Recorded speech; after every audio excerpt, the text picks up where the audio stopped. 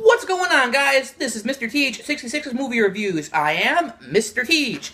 Oh my god, what is all that nasty, sticky stuff all over the wall? Has someone lost control of their bodily functions? It's possible, but you could also be Spider-Man, which, oddly enough, is the subject of today's movie review, 2002's Spider-Man. Now, this movie was a big deal when it came out originally because Marvel films had not been that successful. I mean, X-Men, the first X-Men to come out, and Blade, but that's really about it. So, I mean, I saw this movie in the theaters in 2002. I was 20 years old, so I was ready because Spider-Man has always been my favorite superhero. As you can see by my bitchin' Spider-Man t-shirt, because, well, he was a nerd like me. He was a complete loser. No one liked him, and guess what? That was me in high school, as I think I've said it in other movie reviews, or in other videos. So, he has always held a special place in my heart. And how does the movie hold up after all these years? I say pretty good. In fact, I'd say it borders on being excellent. There's a few flaws in it, but let's get to the good stuff. Tobey Maguire is still my favorite Peter Parker. He just has this deer in the headlights look and this, that slight overbite, and it's just that, that sort of look to him, which completely makes you believe he's a nerd. Even though he was like 25 when this movie was made, so starting to get a little old to be a teenager, but he absolutely sells the transformation from a Peter Parker to Spider-Man, and I believed every single part of his performance. Some people like him, some people hate him. He's still my favorite. Kirsten Dunst is okay. She's the love interest. She's kind of cute, but I wouldn't... some of the dialogue between them, it borders on being kind of corny, but it just barely gets away with it because they're both incredibly likable actors, so I definitely give it a pass. Willem Dafoe is awesome as the Green Goblin, just hamming it up, and yet just enough humanity to keep him from being a cartoon character. There are parts of his character I don't like, but I'll get to those in the negatives. J.K. Simmons, though, is the scene stealer in this movie as J. Jonah Jameson. Top 5 best comic book casting decisions ever. He absolutely owns every single scene he is in. Absolutely priceless dialogue. Has the feel of like a 30s sort of like screwball comedy, the scenes in the Daily Bugle, which I really love. Sam Raimi's direction is excellent.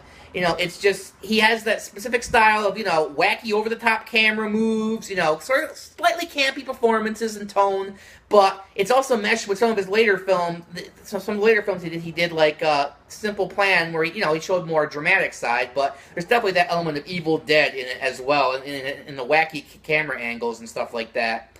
One of the things I generally don't like about modern superhero films, for the most part, is how do I say this? They lack a certain directorial vision. Like, you don't watch any of them and go, that's a movie by such and such. There's only a couple films I've ever seen which I can say, that's a film by this guy. Like, Tim Burton's Batman films come to mind, Christopher Nolan's Batman films come to mind, and the Spider-Man films by Sam Raimi, because they're very clearly made by him, which is kind of a rarity nowadays, and I really wish they would let these hire stronger directors. I mean, not that they're bad directors, but directors with a strong visual style, or just a style, period, on their own. I think they're really lacking in today's modern comic book films. The special effects, for the most part, are pretty solid. It got attacked at the time for the CGI being terrible, and there is a few spots where it is bad. I'll get to that in a bit. But for the most part, I found the CGI to be adequate. I mean, really, you can't do a movie about Spider-Man and not use CGI. It was just... there's no way any stuntman can do half the things he can do. It's just without, killing him. So, it's very necessary, and I think it's fine for what it is. The action scenes are a blast.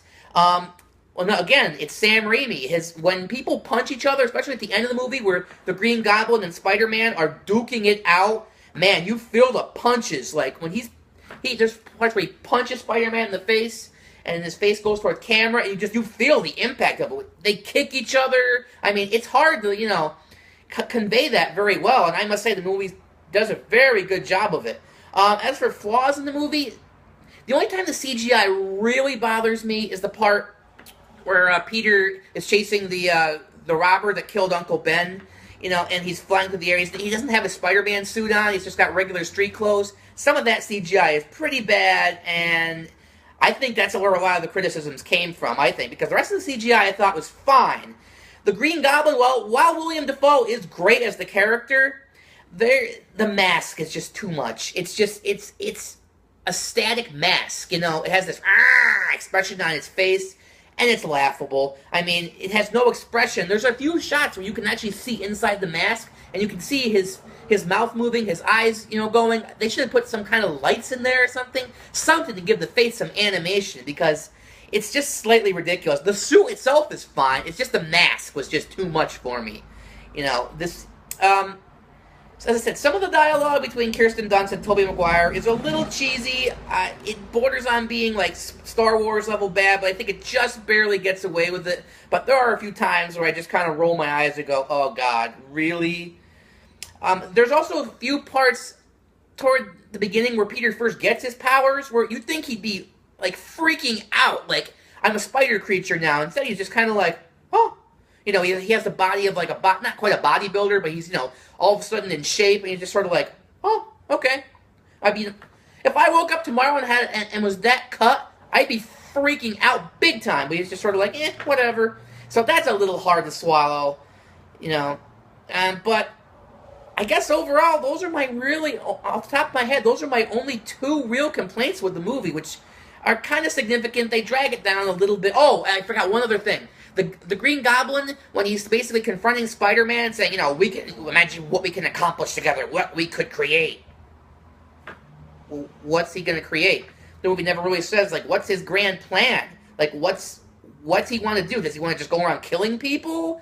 You know, I mean, I know he's the head of a corporation, but I don't know why he would need the Green Goblin after that. It just, I mean, I understand Spider-Man's the only thing that could stop him, but they don't really say what the Green Goblin's big plan is. It's left very ambiguous, but not in a good way, in a, what the hell is he supposed to be doing kind of way. So, those are basically my only main criticisms of the movie. The movie's held up very well, because Sam Raimi is a director whose style doesn't really ever get old or outdated. At least I don't think. I think the Evil Dead films still hold up pretty well, despite being low-budget, you know, schlock horror films. But I would give this movie, I'm going to say probably an 8.6. I decided to switch it to a new rating scale, you know, 1 to 10. Gives me more leeway to, like, you know, judge a movie. A to F is just too limiting. So, anyway, that's my take on Spider-Man.